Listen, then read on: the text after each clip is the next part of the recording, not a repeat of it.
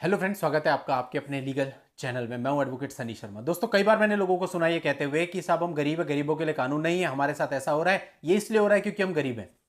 आप बिल्कुल गलत सोच रहे हो। ऐसा बिल्कुल भी नहीं है। सबसे पहले तो ये मेंटेलिटी ठीक करो, वरना कैसे लड़ोगे आप लोग।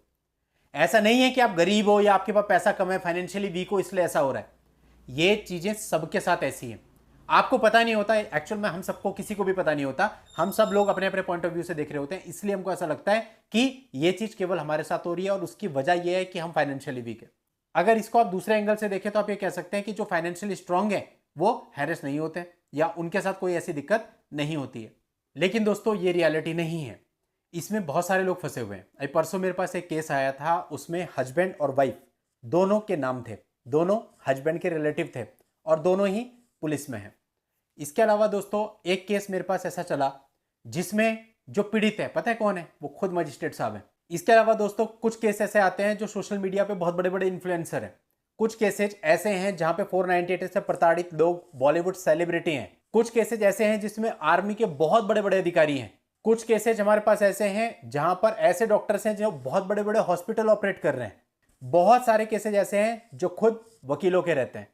तो दोस्तों, ये मानना आपका बिल्कुल गलत है। देखें, जब कोई मिसयूज होता है ना किसी चीज का, मिसयूज ऑफ लॉ, वो सबको प्रभावित करता है। अगर ऐसा होता है कि जिसके पास पैसा है वो तो इससे हैरेस नहीं होगा, हाँ ठीक है, चीजें थोड़ी आसान उनके लिए हो जाती है, मैं मानता हूं, चीजों को डील करना आसान हो जाता है। लेकिन ऐसा नहीं है कि वो निकल जाते हैं बाहर। अब आप सोचिए, उनके लिए आपसे कई ज्यादा प्रॉब्लम हो जाती है। एक मजिस्ट्रेट साहब हैं, उनके खुद के ऊपर 498 का केस चल रहा है। बताओ वो बेल लेने कैसे जाएंगे कोर्ट में, कैसे फेस करेंगे कोर्ट को? यानी कि उनके लिए तकलीफ और ज्यादा हो जाती है। तो दोस्तों, जब कोई चीज गलत चलती है ना, जब एक गलत हवा चल रही होती है, उससे सब लोग प्रभावित होते हैं। इसीलिए मैं कहता हूं कि हम सबको मिलकर के इसको खत्म करना चाहिए। कई बार मैंने देखा कि कुछ न्याय विभाग के लोग भी ऐसे हैं जो कि क्लाइंट्स को परेशान करते हैं, बहुत छोटी छोटी चीजों के लिए भी परेशान करते हैं। लेकिन मैंने ऐसा भी देखा है कि उन्हीं के यहाँ पे कई बार इस तरह के मामले हो जाते हैं और फिर वो सलाह लेने के लिए हमारे पास आते हैं। तो फिर देखिए, एहसास कब हुआ? जब खुद के साथ ऐसा हुआ। इसी तरह से दोस्तों, ये चीज है, आपको समझना चाहिए कि हमें किसी को भी परेशान नहीं करना है। हर एक व्यक्ति के दुख को महसूस करना है कि वो एक्चुअल में वहां खड़ा है तो अपने दुख से। अगर हम 10 20 50 रुपए के लिए उसे परेशान कर रहे हैं तो हम इंसान थोड़ी ना है। और समझ में नहीं आता है कि 10 20 50 रुपए इकट्ठे करके जब शाम को आप घर पे लेके जाओगे तो किस दिल के साथ उससे आप अपने बच्चों के लिए कुछ सामान खरीदोगे, किस दिल से उससे कुछ खाओगे, और क्या वो आपको फलेगा? बिल्कुल नहीं फलेगा। मैं आपको बताता हूं दोस्तों अपना एक प्रैक्टिकल एग्जाम्पल। एक व्यक्ति था, हमारे यहाँ पर काम करता था जहाँ रजिस्ट्री वगैरह होती है। उनका क्या होता है कि वो हर उस पर पैसा लेना होता है, 500 रुपये, 300 रुपये, 200 रुपये, जो मिलता है, जितना मिलता है लेते हैं, इकट्ठा करते हैं बहुत सारा पैसा, और हर किसी को परेशान करना। फिर क्या हुआ जी, 2020 में कोविड की लहर चली, कोविड के लपेटे में आ गए वो, और वो हालत हो गई कि आप ये लगा लो कि मरते मरते बचे। और उसके बाद जब वो वापस उस सीट पे बैठे तो पहचान नहीं पाए हम लोग उन्हें, ये वो ही हैं। और उसके बाद जब लोग उनको पैसा देते थे ऊपर का, वो कहते ना, नहीं चाहिए।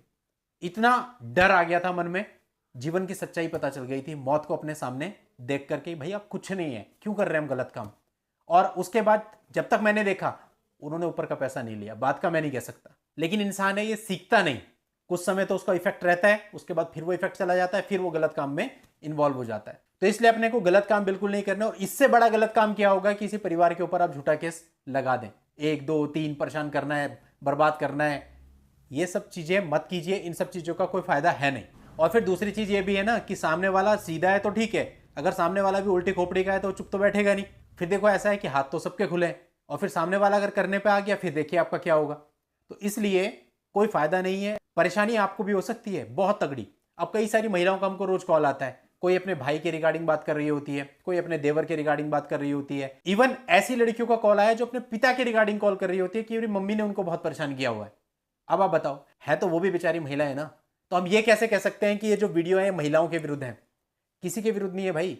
जो गलत हो रहा है केवल उसके विरुद्ध ये वीडियो है। किसी को राहत चाहिए तो वो तो सभी ले रहे हैं, वो मेल हो या फीमेल हो, क्योंकि फीमेल्स भी किसी की बहनें हैं, माँ हैं, बेटियां हैं, ये और रिश्तों में बंधी हुई हैं। तकलीफ तो उनको भी होती है ना जब उनके घर वाले फंसते हैं ऐसे फालतू की चीजों में। लेकिन दुर्गति यह है कि उनको तो महिला माने ही नहीं जाता। आज के सिस्टम में महिला का मतलब है पत्नी। और मैंने तो कोर्ट तक में यहां देखा कि जो वाइफ के पक्ष से आर्ग्यूमेंट होते हैं वो बेचारी बेचारी करके होते हैं। अरे मेरिट पे आर्ग्यूमेंट करो, बेचारी बेचारी क्या होता है, काई की बेचारी। एक आर्ग्यूमेंट सुन रहा था मैं कुछ समय पहले, तो वहां पे जो महिला के काउंसिल थे उन्होंने बोला कि भाई तो बहुत बेचारी है, इसके पास पैसा नहीं है, भूखी मर रही है, जो बोलते ही है, असहाय है। बहुत कुछ उन्होंने बोला, काफ़ी आर्ग्यूमेंट किए। उसके बाद जो दूसरा पक्षकार था उन्होंने कहा जनाब मैंने यहाँ पे आज कुछ पेपर्स दाखिल करे, जरा उनको देख लें, उसमें कुछ फोटो लगी हैं। पहली फोटो थी जिसमें वो महिला एक क्लब में बैठी है और उसके सामने शराब के गिलास रखे हुए हैं।